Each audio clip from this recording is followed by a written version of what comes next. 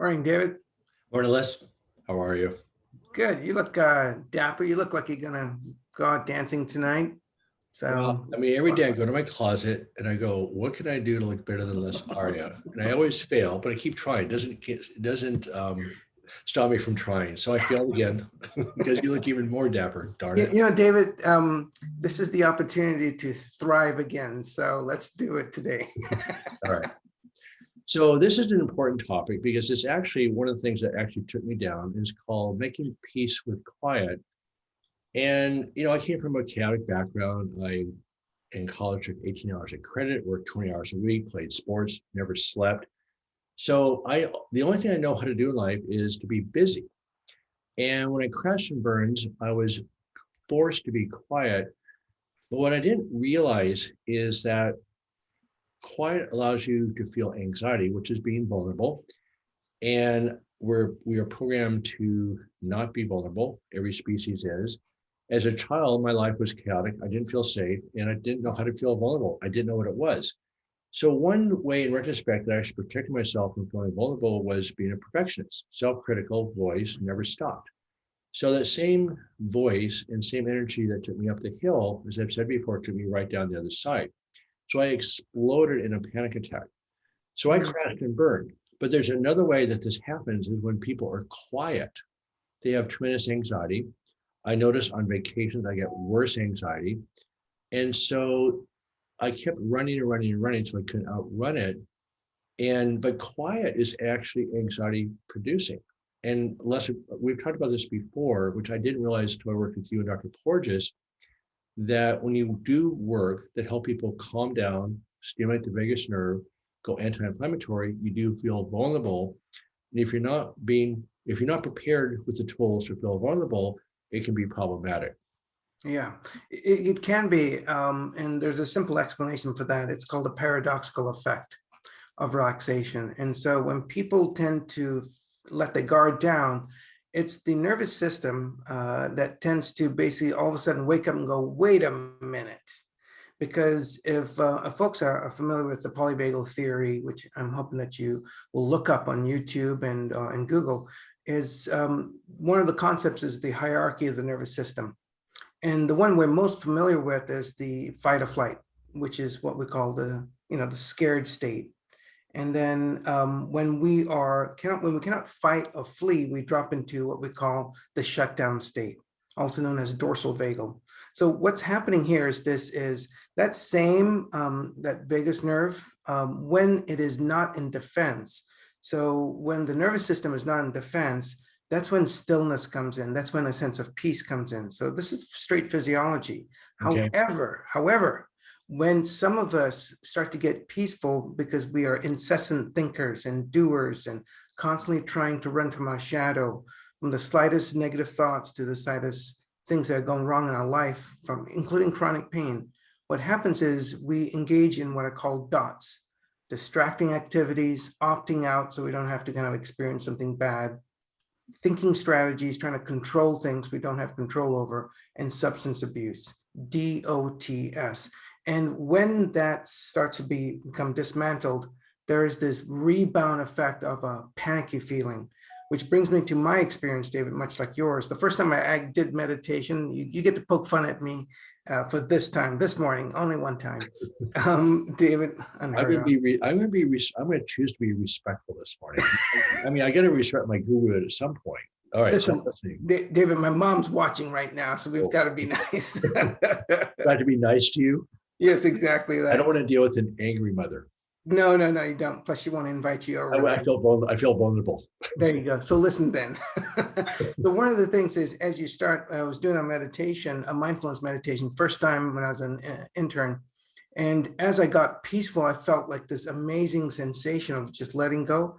And in seconds, the very same peace I got, I actually had a panicking feeling to the point where I had to get up and leave because I was embarrassed that I was going to actually kind of yell out or something like that.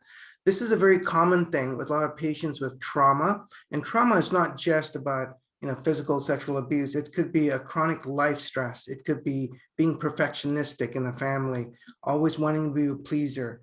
That's traumatic because your nervous system changes and gets rewired from an early age, and we don't know what it feels like to be still and to sit. And this is why one of the things I do, and we do this, is breath work with your eyes open.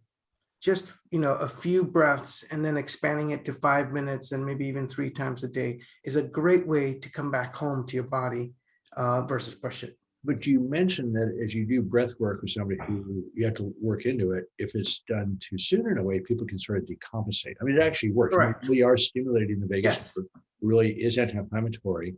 You really do feel more vulnerable.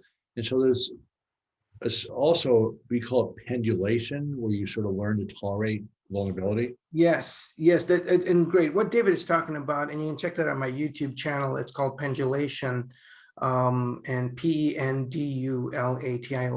What you do is you go from something pleasant, like your breath, maybe in your nose, when you notice the breath at your nose, and then you go to a spot in your body that you're having maybe a tension or a panicky feeling, just for a few breaths. And what you do there is you observe the size, the shape, the color. Maybe you can even color that tension there. And then just for a few breaths, maybe 3 to 5 breaths, and you're just watching it. You're not trying to push it away. You're not trying to just feel good.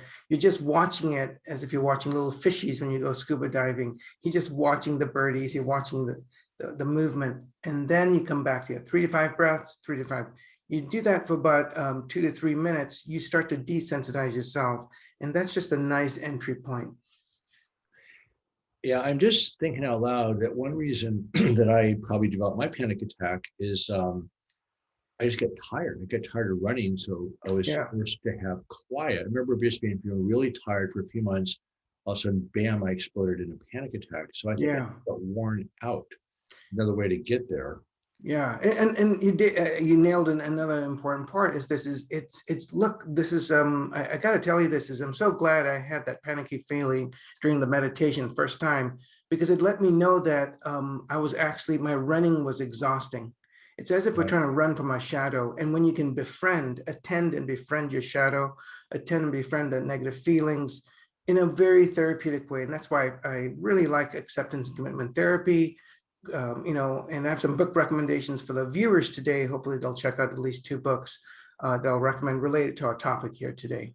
So, okay, well, we can go a long time. There's many directions on this of tolerating quiet, making peace with quiet. And so I do think the concept of the day for me is your concept of welcoming in the unwelcome, which is always going to be unwelcome. So you make peace with quiet, because when you're quiet, the quote unwelcome comes into play, but it's not actually it's not really unwelcome.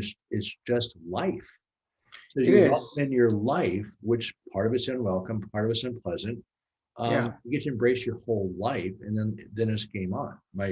Absolutely. I like that. You're very practical solution. You'd make a good psychologist, by the way, a good practical psychologist. And David, 2 books I wanted to mention here quickly. 2. One is an ACT book, an acceptance and commitment therapy book. Go out, get it, download in your Kindle or wherever it is, or buy it on Amazon. It's called Reality Slap by Russ. What? Reality Slap. Slap.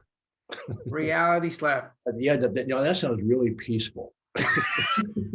Well, the way through peace is to understand that vulnerability. So it's a great book. It really tells you like why we continue to create suffering and what to do about it. It's a really great book. Russ Harris, I've taken some trainings from him, acceptance commitment therapy, world-renowned ACT therapist, great guy. Reality Slap by Russ Harris.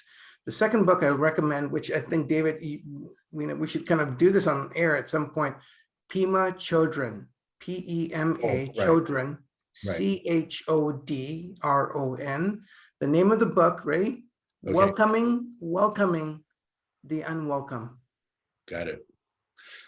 Well, I'm just thinking, one final thought for the day is that I've had a pattern for decades of creating chaos. My pattern is chaos, and when things are quiet, I have a lot of anxiety about when the shoe is going to drop. But it's a cycle from my childhood. I had this mother who was enraged, and I was the oldest of 4, so I would help calm things down, and things would be quiet. But I never knew what would set it off again. But when I was the calming person, I was sort of the hero. And so when things were quiet, I missed that hero role, and also became very anxious what was going to happen next. So what happens, and unfortunately, my wife will testify to this, we can be doing really, really well, and I'll find some reason to be disruptive. Yeah. So I think the thought for the day, if I hear you correctly, is just welcoming in the unwelcome, whatever that looks like, and working some of the breath work that's on Dr. Arya's website, Mindfulness, Mindfulness. It's on YouTube, correct? And yes, so type that into the YouTube. Yes, correct. And there's lots of breath work. And I have to tell you, the breath work the last year that I've worked with you, or actually now almost 2 years, has Yeah. been remarkable. And now that I know that it directly stimulates the vagus nerve, it's just made a whole lot more sense to me. Yeah. So I'm on the docjourney.com. And where can we find you today, Dr. Arya? You can also find me on remedypain.co. Okay. Thank you, everybody, and enjoy some peace and quiet today. See you later.